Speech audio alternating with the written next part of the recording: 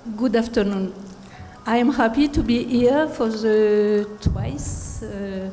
Last year I was here with three looms of Madagascar about ICCAT, the ICCAT looms of Madagascar, about two other specificity of Madagascar of weaving. And today I come to you to speak about always Madagascar. I wanted to say you before I begin that Madagascar is a very vast subject, but I am going to speak about something which disturbed me a lot. That's to say that now it's very difficult to perpetuate the art of ICCAT, of raffia, and of on the maid. And so I'm going to speak about that. If somebody wants to speak with me about other things of Madagascar, eventually about the dyes, no problem. I am here all the week.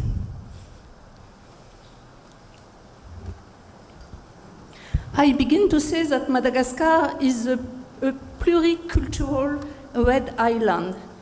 Oh, I don't know on what button I must, please.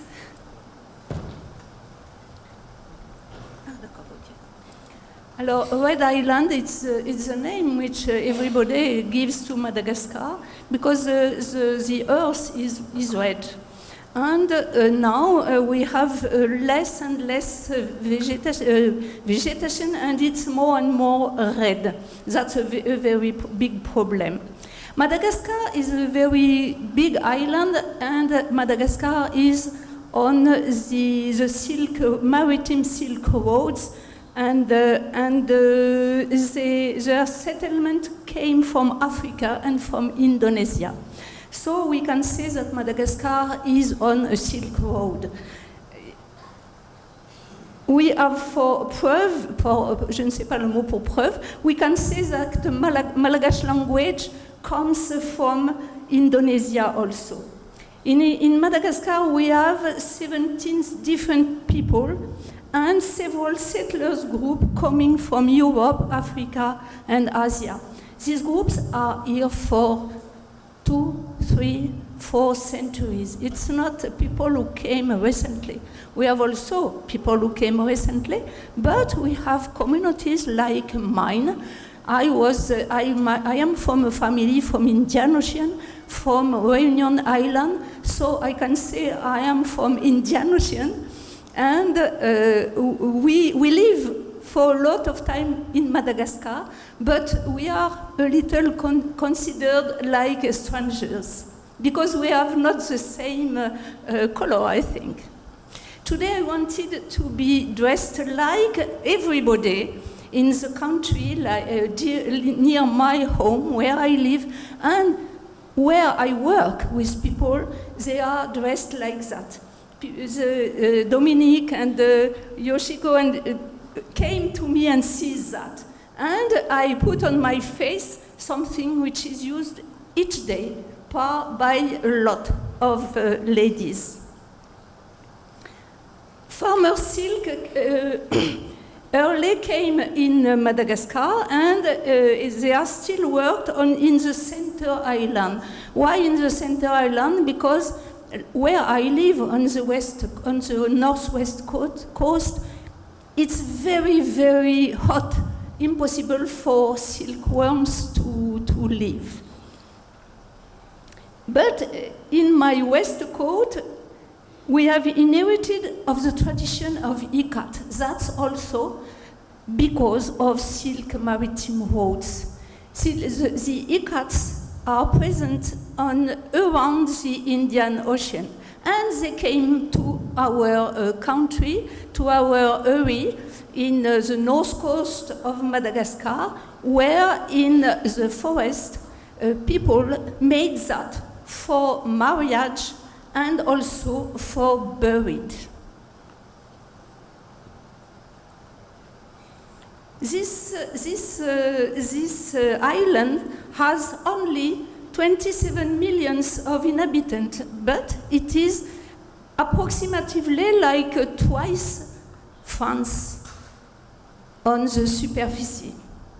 28% only are working in working age, and 75% under 14 years, and only 5% of elderly people live there. That's to say that people die rapidly.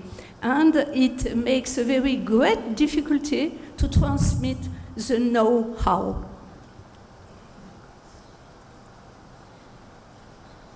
Madagascar is also reputed for its biodiversity. It's very different from one part to the other part of the island. She was isolated from Africa 240 million years ago, and Madagascar has developed one of the highest endemicity in the world. Out of that, about 300 dye plants were found, more than 65 endemic plants. We have a lot of endemic plants and endemic animals. Precious or common woods, rare animals, raw materials and fibers are subject to a traffic difficult to control.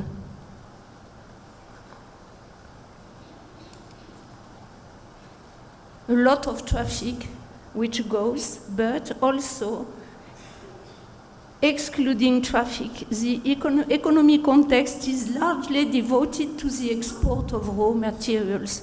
Why do I speak of that? I speak of that because we who work the fibers, it's more and more difficult to find fibers. Fibers go, and when we can find fibers, it's very, very expensive. Fibers, low-price fiber, go to the export. And sometimes we have no more very beautiful fibers. It's a very big problem for je ne sais pas dire, for the work, for handwork. Here you see raffia in the forest, which is going to be to go to, I don't know, to Europa. In Europe, it serves in agriculture, so a bad use agriculture only to tie. I don't know why.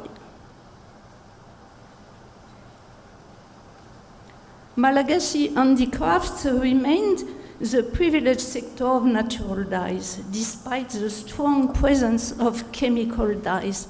That's also a problem because a lot of people die with chemical dyes, and these chemical dyes are very bad quality of chemical dyes. Sometimes they are forbidden in the rest of the world because of toxicity, and it arrives in Madagascar, and then people die with that. They are ill, and they put all the polluted water on the sand everywhere.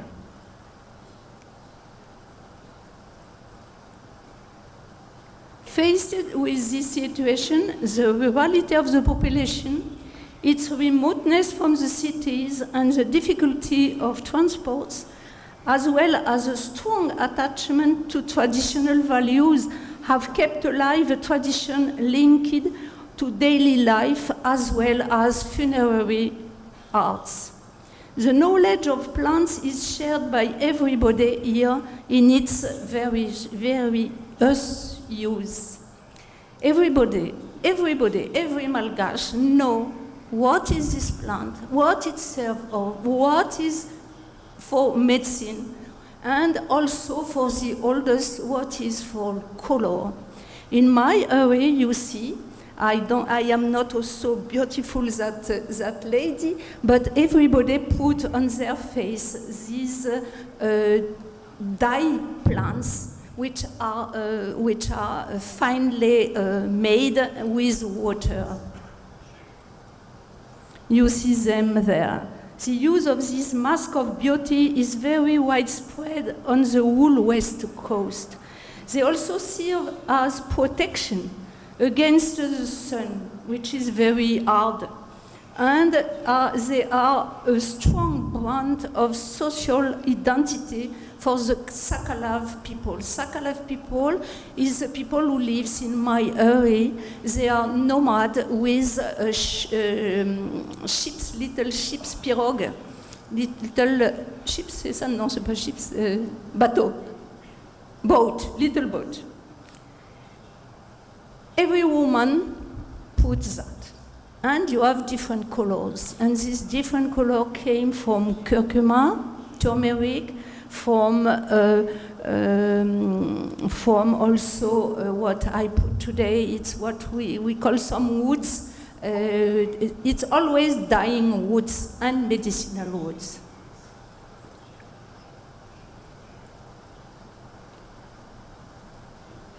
It serves also ochre muds and some porcelain hairs protect against illness and evil spell. It's not folklore, it's really what I see every day. Here you see a little boy with ochre hairs, and his mother made that because he began to be ill and he has to be protected. Tanmaland, we say tanmaland, that's to say white earth, is used during the blessings and during the rites of magic and rites of possession. Now I speak you of raffia. Here you see a lot of raffia, and also you have some, the ikats are sometimes in raffia, and the majority of the scarves are cotton and wild silk. Raffia is a very beautiful fiber, but it's more and more endangered. It's extracted from the leaves of the palm raffia, Raffia farinera, and it's discontinuous. That's to say that people who work raffia, they take the leaf, like you see on the photo, and they put out the skin of the leaf. So you can understand that it's very few in one day. Since its extraction to finish product, the raffia requires a lot of work, which is too little paid at all stages of the transformation. In Madagascar, the Society of Handcrafts is made of a lot of little people who work, and some people come and they buy very cheap. They insist to have cheaper and cheaper, and after they transform and they sell in exportation very high price. Last year, a lady who makes that work said to me, "Oh, do you have some raban?" Raban is that. That's to say a clothes in raffia. I said yes, but in my atelier you cannot buy that like in Tananarive. It's a good price. And she said, "Oh, it's not good because you are killing work." I said, no, you are killing work because you have the conscience of the market, and little people have not this conscience. And if you go on like that, you are going not to find anything to work, and that will be very well. I will enjoy that because you are dying your problem, but they don't understand.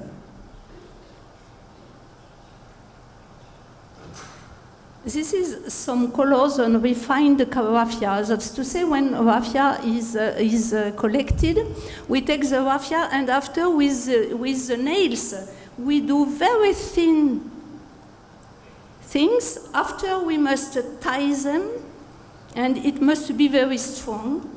And then we dye, or we dye before tying, and we can weave it. When we weave raffia, it breaks more than cotton, more than silk. It's rather difficult. Here you see colors from Arungana madagascariensis, Dominique spoke about that this morning, about the doctor who is doing research about plants for natural dyes for eating. And he spoke about, he works with the University of Tananarive and the University of La Réunion. And for 2 years, when we did 2 years ago the festival, International Festival of Fibers, Plants and Colors, we had contact with the university, and the University of La Réunion proposed to pay somebody to make this research. So he has not finished, but his work is very well advanced. That's to say also that today I speak you about what we do in the countries, but in Madagascar you have scientifics, you have a lot of other approach of natural dyes. So here you see colors. The yellow are from Arungana madagascariensis, Indigofera arecta, Terminalia mentali. Terminalia mentali, we can have a very beautiful dark brown or dark. Artocarpus integrifolia, Seriopstagal, Ficus. I work with Ficus also. Cyperus, madagascariensis, hibiscus, and many other plants give beautiful colors palette depending of the region of the island. But as said, I have forgotten, excuse me, who said this morning, where I live we have 4 months a lot of rain, and after we have 8 months no rain, very dry. So it depends when you take the plants. The color is not the same.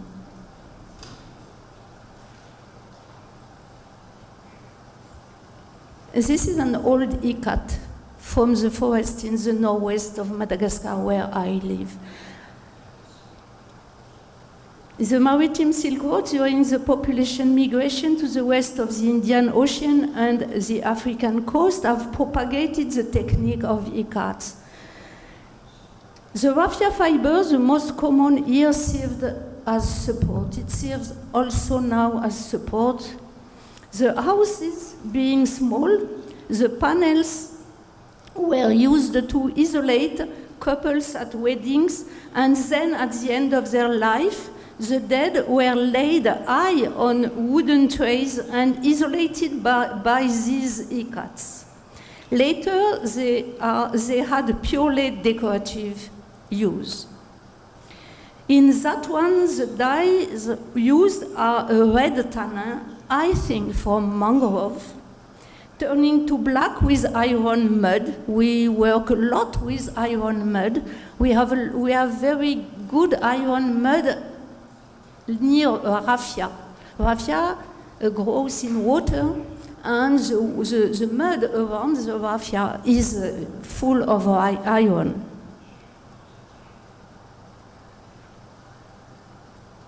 At the moment, these techniques have been taken over by the Terla Majanga workshop. It's my little factory.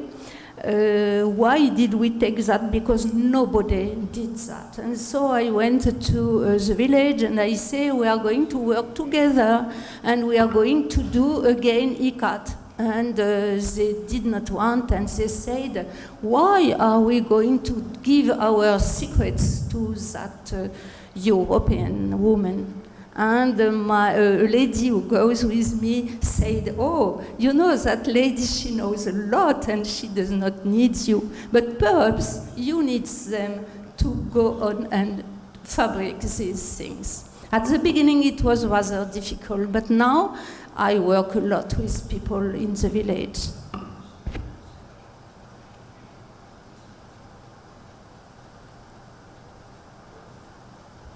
Here you see the ikat, which is not finished. Donc it's tied. We were looking for the word for tying the ikat, because if we say tie and dye, it makes reference to other things. And so here you see indigo blue, a brown from, I don't know, I have forgotten, but in a tree, and yellow from turmeric, but very, very little yellow. We are picking up the traditional motif, or people create new ones. The weavers work with the same technique of reserving the threads and dyeing, but varies the materials: cotton and silk, essentially raffia and wild silk. And all these things are woven on traditional looms. When I came back in Madagascar, I was silk weaver in Lyon, so I worked with very sophisticated looms, and I say, oh, these looms are rather bad because too simple, and now I see that some texture we cannot do with a loom, with a sophisticated loom, but only with traditional looms. So in my area, we work a lot with traditional looms. The interest also of traditional looms is that it does not take place. Each people, even if they have a very little house, they can have their loom. When they don't work, they put it on the wall, and in the morning they put it and they begin to work. This is an raffia ikat dyed with Terminalia mentali and mud, and which is inspired by traditional graphism. Now, I leave a little raffia to speak you about mangrove. That's Betty Book mangrove. Betty Book is near the place where I live, and it's the largest mangrove in Madagascar. It's very endangered. This mangrove is populated with a vast majority of Avicennia marina, the tree of wild silkworm. There are also in the mangrove several species of tannin trees and dye plants. Here you see when we collect the wild silk. It's when I come back, we begin to collect. Traditionally, it was collected on the ice of the island, where they have a strong cultural value. Mismanagement of the resource has exhausted the silk that live on the tapia forest of the center of the island. In the northwest, where I live, the cocoons are strictly regulated, but are also illegally traded to go to workshop in the center of the island. We try to stop that because it goes to Madagascar, that's true.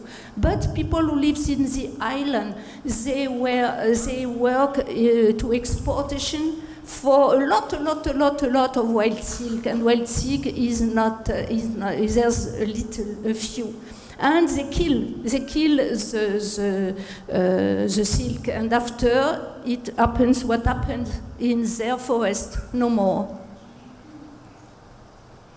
Here you see the species Borosera madagascariensis. You can see the cocoons and, comment dit-on, un papillon, a butterfly. Wild silk and color stripes are social brand on the island.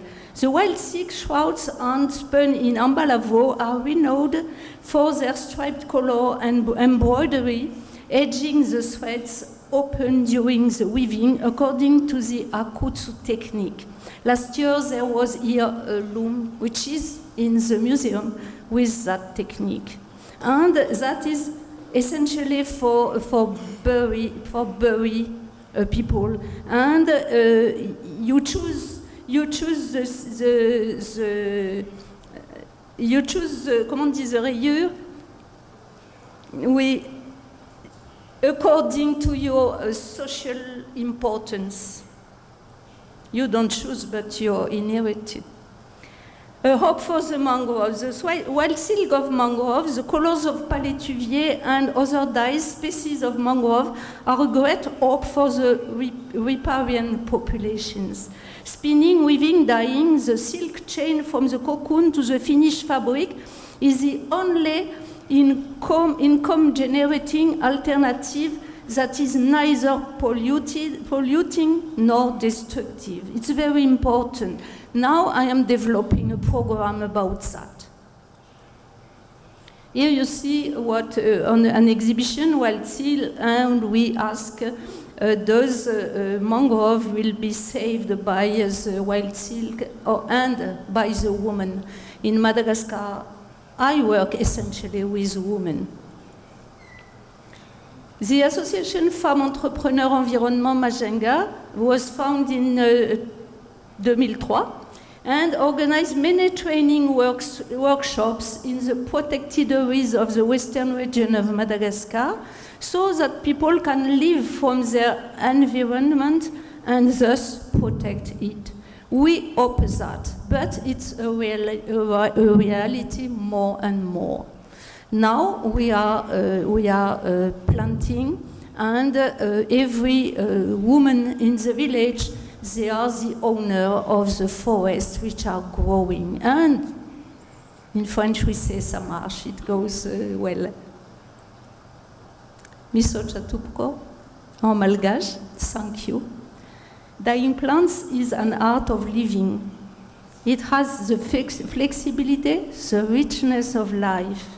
Dyeing is a language that, as in the oral tradition, evolves, transforms itself with each generation, while remaining true to the essential. As a weaver from Ouagadougou said, let us bear our identity by wearing our materials, our colors, and our graphics. I thank you.